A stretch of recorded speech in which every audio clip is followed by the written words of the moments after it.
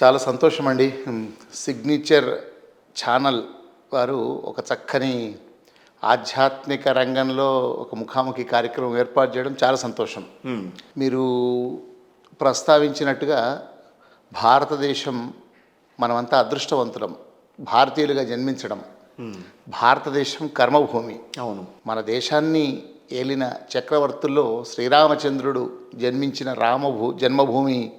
అక్కడ అయోధ్య రామాలయాన్ని కూడా మళ్ళీ పునర్నిర్మించుకుంటూ భవ్యమైనటువంటి రామ మందిరాన్ని మనం కళ్ళారా రామ జన్మభూమిలో రాముడి క్షేత్రాన్ని వీక్షించబోతూ ఉన్నాం. నిజంగా ఈ తరం వాళ్ళంతా అదృష్టవంతులం. ఎప్పుడో జరిగిన రామరాజ్యాన్ని మళ్ళీ ఇక్కడ కనిపించటం, ఆ అయోధ్య రామాలయం మళ్ళీ నిర్మించటం. వందల ఏళ్ల క్రితం నుంచి కూడా ఆలయాన్ని మసీదుగా మార్చిన తర్వాత ఎన్నో ఉద్యమాల తర్వాత మన తరంలో మళ్ళీ ఆ భవ్యమైనటువంటి రామాలయాన్ని మనం చూడబోతున్నాం. నిజంగా మనమంతా అదృష్టవంతులం. ఈ కాలంలో ఉన్న వాళ్ళందరూ కూడా చాలా అదృష్ట జాతకులు మీరు చెప్పినట్టుగా. అంతేకాకుండా భారతదేశంలో ఒక రకమైన మార్పు వస్తుంది రాను రాను.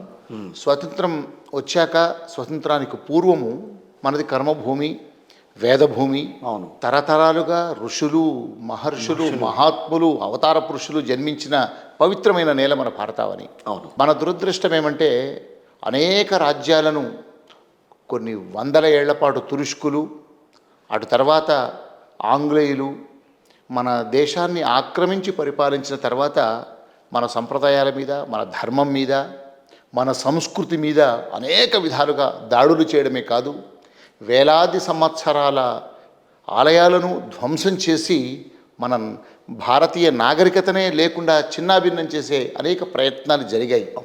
అయినా భారతదేశం యొక్క ఆర్ష సంస్కృతి, మన సనాతన ధర్మం ఎంత గొప్పది అంటే ఎంతమంది ఎన్ని రకాల కుట్రలు చేసినా అజరామరంగా నిలిచే సంస్కృతి మన ఆర్ష సంస్కృతి. అవును. అందుకే మన స్వతంత్రం సంపాదించుకున్న తర్వాత రాను రాను మన భారతీయ ఆర్ష సంస్కృతి పునర్జీవనం, మళ్ళీ పునర్వైభవం క్రమక్రమంగా పెరుగుతోంది. కొంతకాలం ఇది హిందూ రాష్ట్రం, అవును, హిందుస్థాన్, హిందూ రాజ్యం అని మిగతా వాళ్ళు అన్యమతస్థులు అంటున్నారు. చాలాసార్లు స్వతంత్రం వచ్చాక కూడా అది పాకిస్తాన్ అయితే మరిది హిందుస్థాన్ అన్నారు. కానీ ఓట్ల రాజకీయాల కోసం అనుకోండి, ఇంకా అనేక రకమైనటువంటి వాళ్ళ యొక్క రాజకీయ జిమ్ముక్కులు అనుకోండి, దానివల్ల దీన్ని హిందూస్థాన్ యొక్క సెక్యులర్ దేశం అనే ఒక సెక్యులర్ అనే పదాన్ని జోడించి సర్వం మత సౌభ్రాతృత్వము అని చెప్పి హిందూ మతాన్ని తక్కువ చేసి హిందూ మతాన్ని కొంత దాని యొక్క ప్రాధాన్యతను తగ్గించే ప్రయత్నాలు జరిగాయి. అయినప్పటికీ మన అదృష్టం గత 10 సంవత్సరాలుగా నరేంద్ర మోడీ ప్రభుత్వం నిజంగా భారతదేశానికి ఒక స్వర్ణయుగం అని చెప్పొచ్చు.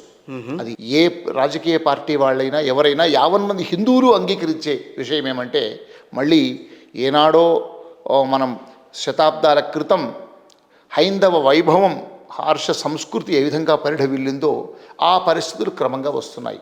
కానీ హిందూ అన్న పదం రాబోయే రోజుల్లో తగ్గిపోతుంది. హిందువులు అన్న వాళ్ళు తగ్గిపోతున్నారు. మిగతా ముస్లిమ్స్ కానీ ఇటు పక్కన ఎవరన్నా వాళ్ళ సంఖ్య పెరుగుతోంది అని చెప్పి కొన్ని కథనాలు అయితే బయటకు వస్తున్నాయి. ఇది కొంచెం ఆందోళన కలిగించే అంశం. మీరు చెప్పిన దానికి మన హిందూ దేశం అని చెప్పి మీరు మాట్లాడుతున్నప్పుడు అలాంటివి కొంచెం ఆందోళన కలిగించే అంశాలు. దానికి ప్రధానంగా కారణాలు ఏంటని అంటారు? ఇక్కడ మీరు చెప్పిన మాట, స్వతంత్రం వచ్చినప్పటి నుంచి 60 ఏళ్ల పాటు పరిపాలించిన పాలకులు కానీ వాళ్ళు తీసుకొచ్చినటువంటి దుర్మార్గాలకు పరాకాష్ట. మీరు అన్నట్టు ఆ పరాకాష్ట వల్ల కొంత ముస్లింల ప్రాబల్యం పెరగడం, ముస్లింల జనాభా పెరగడం, క్రైస్తవీకరణ పెరుగుతూ ఉండడం, మత మార్పిళ్లు పెరగడం, దాంతో కొంత భయంకరమైన ప్రమాద పరిస్థితులు ఏర్పడిన మాట వాస్తవం. అంటే మనం ఇక్కడ హిందూ దేశంలో మిగతా వాళ్ళు ఉండకూడదని ఎక్కడా చెప్పలా. మన పురాణాల కాలం నుంచి కూడా పరమత సహనం మనకుంది. ఇతరులను గౌరవించి ఇతరులను ప్రేమించే తత్వం మనలో ఉంది. మన మత గ్రంథం భగవద్గీత అంటాం కదా, భగవద్గీతలో కూడా ఎక్కడా కూడా ఇతరులను ద్వేషించడమో ఇతరులను వ్యతిరేకించడమో ఒక్క భగవద్గీతే కాదు, మన ఏ హైందవ ధర్మ గ్రంథాలు తీసుకున్నా కూడా మనం అందరినీ ప్రేమించండి, అందరినీ గౌరవించండి, మనము ఏది ఎవరిని ఇబ్బంది పెట్టినా బాధ పెట్టినా అది పాపం అనేది కూడా మనలో నరనరాన జీర్ణింపజేశారు మన ఋషులు అనేకమైనటువంటి గ్రంథాల మా మతాల్లో కూడా అదే ఉందని చెప్తున్నారు వాళ్ళు. కాదు కాదు కాదు వాళ్ళు ఎదుటి వాళ్ళను సైతానులు అంటారు. వేరే మతంలో గనక చేరినా వేరే దేవుణ్ణి గనక మీరు చేసినా కూడా పాపులు అవుతారంటారు. మన దేవుణ్ణి గనక మనం పూజించకుండే మీరు పాపులు అనేటువంటిది వాళ్ళు చేస్తూ ఉన్నారు. వాళ్ళ దేవుడు మాత్రమే దేవుడు, ఆ దేవుణ్ణి పూజిస్తేనే వాళ్ళు పాపం నుంచి విముక్తులు అవుతారు తప్ప లేకుంటే వేరే దేవుళ్ళను సైతాన్లుగా కూడా చేస్తూ ఉన్నారు. వేరే దేవుడి యొక్క ప్రసాదమే మనకు విషంతో సమానం అన్నట్టుగా వాళ్ళ నూరిపోరుస్తూ ఉన్నారు. రెండు మతాలు అంతే. ఇప్పుడు ప్రపంచంలో ఉన్న రెండు మతాలు, మెజారిటీ మతాలు క్రైస్తవమైన ముస్లిం అయినా ఇతర దేవుళ్ళను వాళ్ళు ఏనాడు కూడా గుర్తించే స్థితి కానీ ఇతర దేవుళ్ళు కూడా అందరూ పరమాత్ముడు ఒక్కడే అనే భావన వాళ్ళలో ఏనాడూ ఉండదు. వాళ్ళ దేవుడిని గనక పూజించని వాళ్ళంతా పాపాత్ములు, పాపులు, వాళ్ళు ఇతర దేవుళ్ళందరూ కూడా సైతాన్లు అని వాళ్ళు బహిరంగంగా వాళ్ళ ప్రార్థనా స్థలాల్లో కానీ వాళ్ళ ప్రవచనకర్తలు కానీ ప్రవచనాలకు చెప్తూ ఉంటారు. కానీ హైందవ మతం అది కాదు. సర్వమానవ సౌభ్రాతృత్వము, అందరినీ ప్రేమించాలని అనుకోవటమే సర్వమానవ సౌభ్రాతృత్వం అన్నదే ఇక్కడ కొంచెం హిందూ మతాన్ని తక్కువ చేసి చూసే ప్రయత్నం కాదు కాదు కాదు కాదు హైందవం అనేది చాలా గొప్పది. ప్రపంచంలోనే ఇవాళ ఈ గొప్పతనం అనేది మనకన్నా ఎక్కువ విదేశీయులు తెలుసుకుంటూ ఉన్నారు. మన వేదాలు కానీ మన పురాణాలు కానీ మన ఉపనిషత్తులు కానీ మన దర్శనాలు కానీ మన సమస్త వేదాంత సాహిత్యాన్ని విదేశీయులు పరమత వ్యక్తులు అధ్యయనం చేస్తూ ఇంత గొప్పగా ఉందా, ఇంత గొప్పనైనటువంటి వేల ఏళ్ల క్రితమే అంటే ప్రపంచంలో జీవరాశి ఏర్పడిన నాటి నుంచి మొట్టమొదటి మతం హైందవ మతం.